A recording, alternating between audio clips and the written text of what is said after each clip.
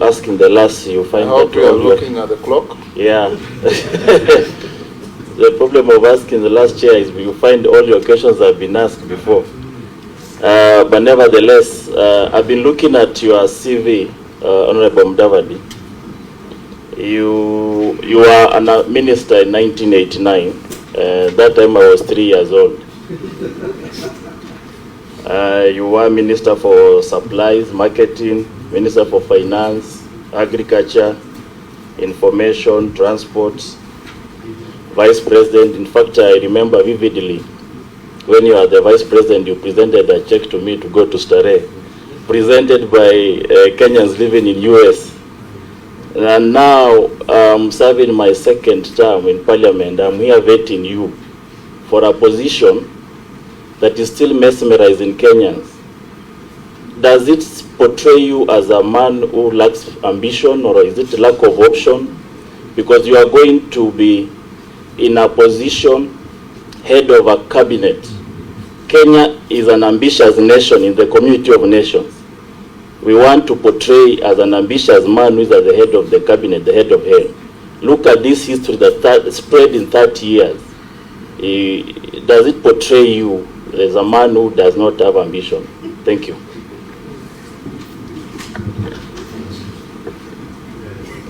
Mr. Chairman,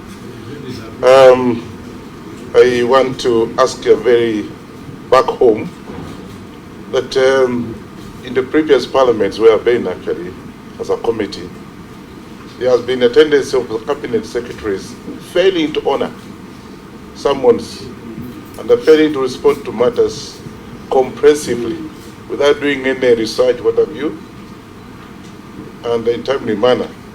In your role, how will you ensure that the cabinet secretaries actually attend the committees and sometimes come to Parliament? Because we've had these cases where you someone and a cabinet secretary said somebody else, maybe a junior fellow, and can't even answer comprehensively the questions that you're supposed to be. So are you going to ensure that that is done properly? Secondly, the Speaker, I want to ask a question that is important in agriculture. We've had cases where, and now we have this drought, and irrigation is misplaced.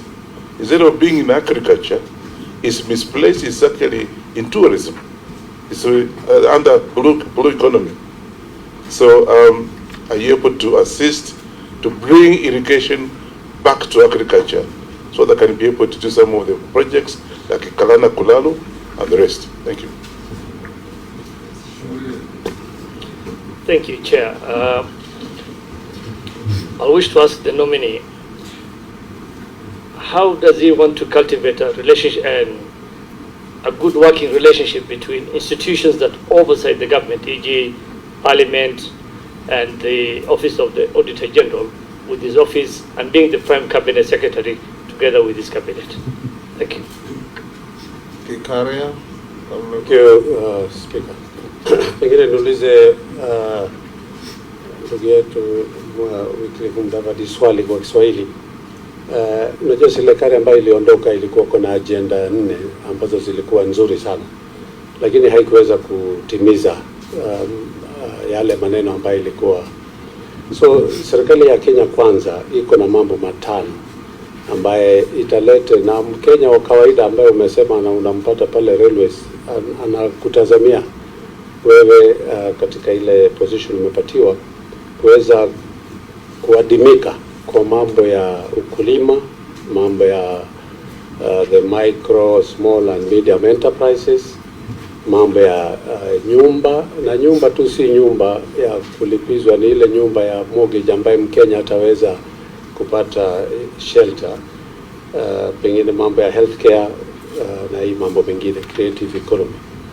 Wewe katika ile nyafu umepatiwa, ni njia gani utaweka mikakati kuonyesha mambo haya yatatimika na Mkenya asiwe tena atakuwa ni mambo ya kungoja kama ile the big 4 agenda ambayo iliwekwa na serikali iliyopita na ikuweza kutimiza? Asante. Yes, Honorable Mudavadi, the clock is ticking. You can quickly answer those questions. Okay. Thank you, Mr. Chairman. I'll start with the issue about ambition. You know, there's Shakespeare, and in his book Macbeth, he made reference to how you should manage your ambition. He called it vaulting ambition. If you can have vaulting ambition and you're not careful, as you try to jump onto the horse, you will land on the other side of the horse. So I am a very pragmatic person. I am ambitious. That is why I'm sitting here. I am ambitious. But it is also important that we manage our ambition as we go forward. That is absolutely critical. And I would like to say that if I am strong and I am capable and I'm in good health, I think I should bring my experience in public life to bear for the people of Kenya to benefit from it. And that is why I'm sitting before this committee to present myself in that manner.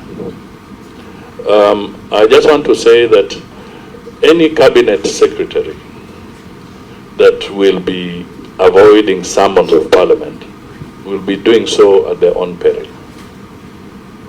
Because parliament is so essential, it's so important, and it is absolutely necessary that we develop a respectable and collaborative approach when working with Parliament. I've been in Parliament myself.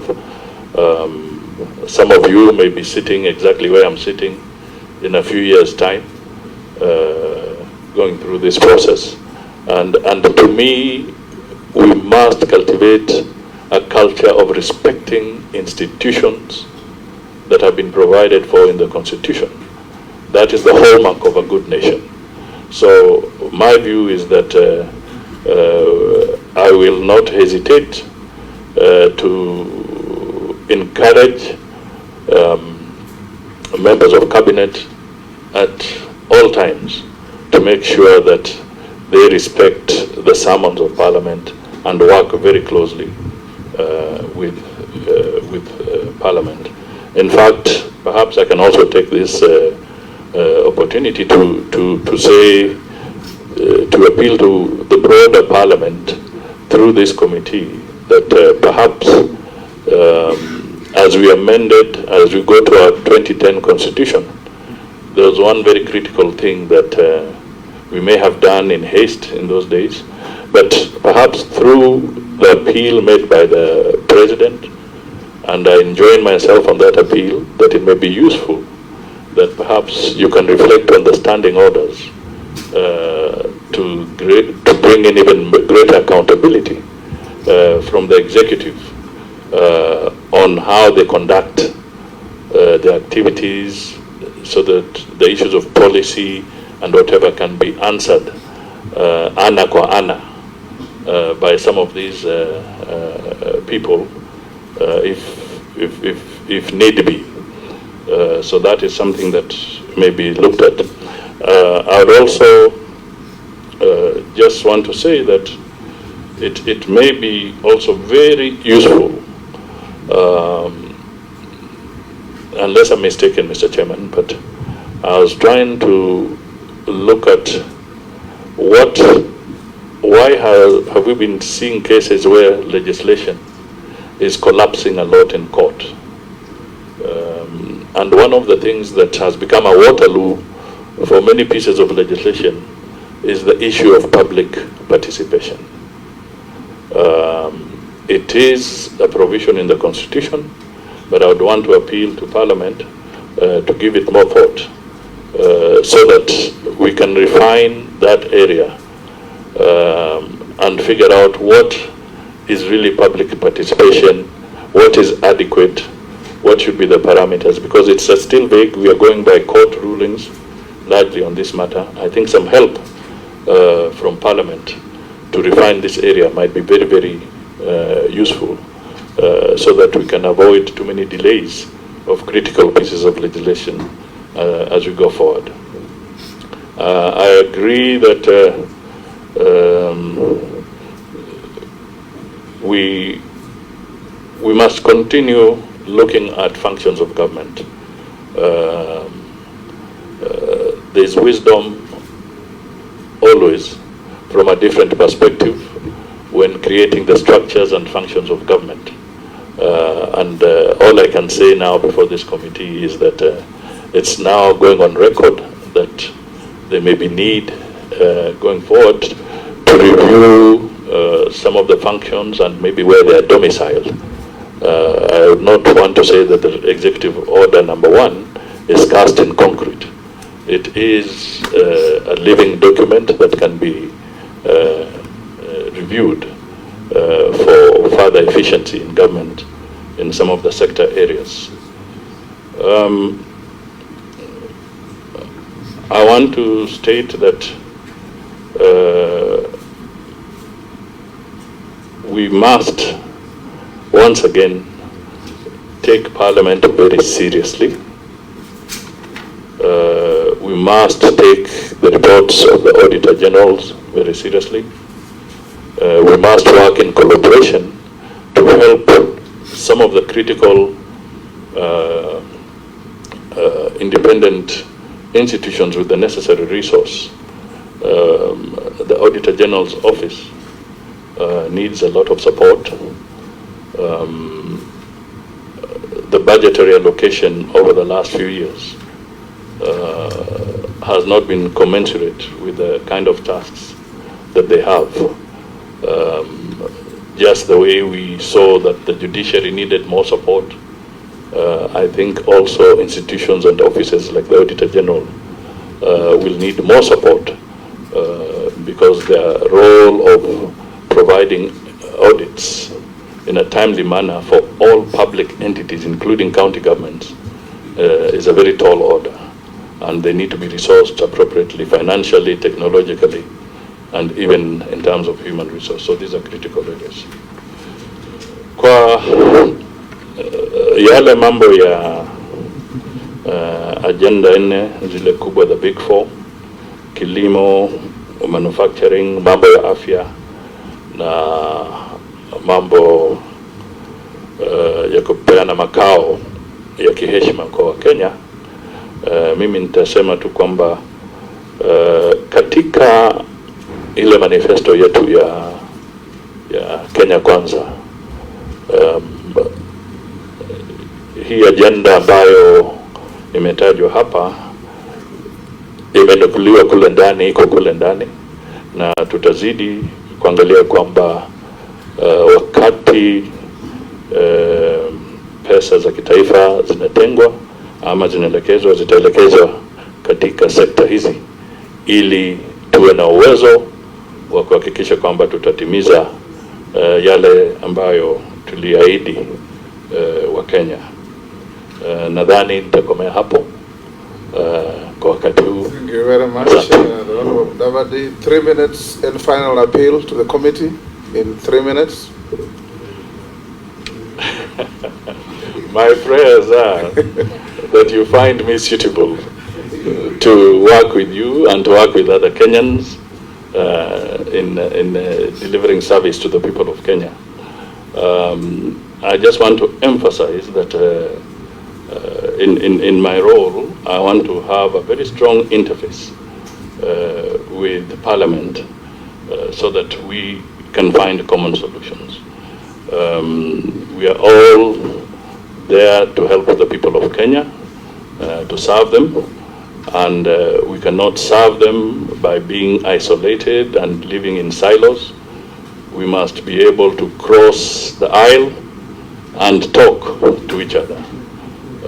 So this is what I would really want to encourage, and to say that I'll be ready and willing at all times to engage with you, either collectively, as in maybe in committees, or even individually as legislators, so that we can find solutions.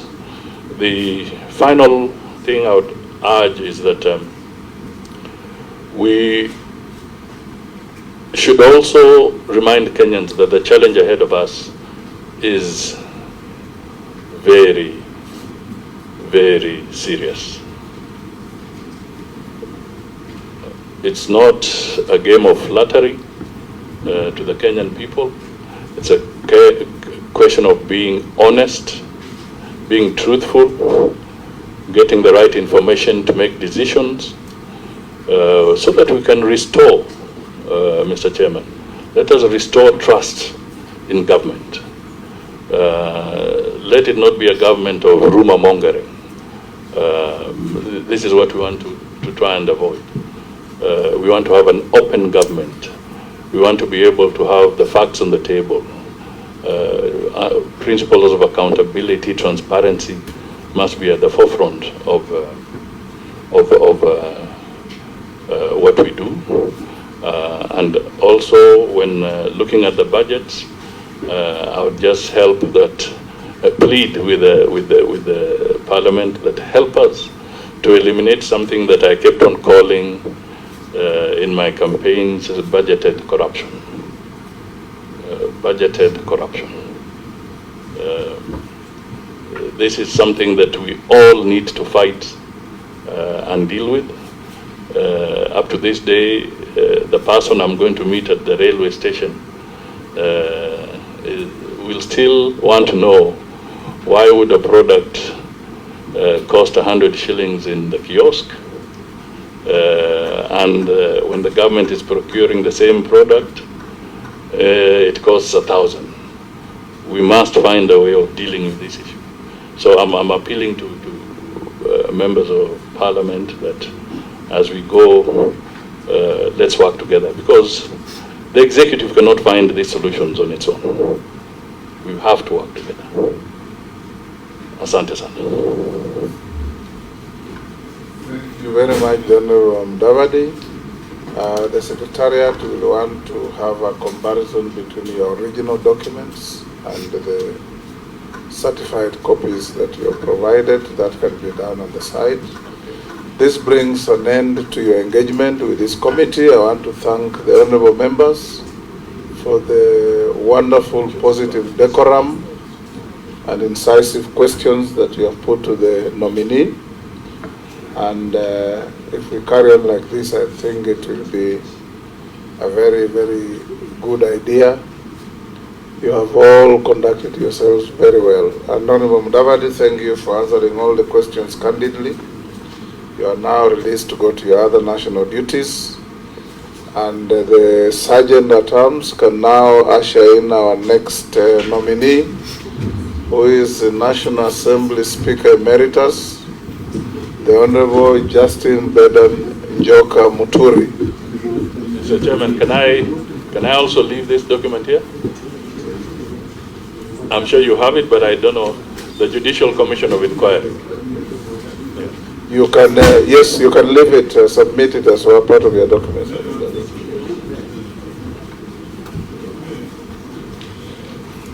Bring the Honorable Muturi in 5 minutes so that members who are walking out to ease themselves or to have a cup of tea can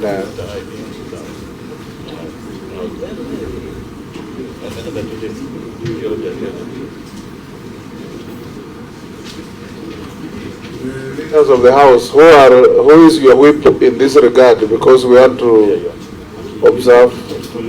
You yourselves will whip.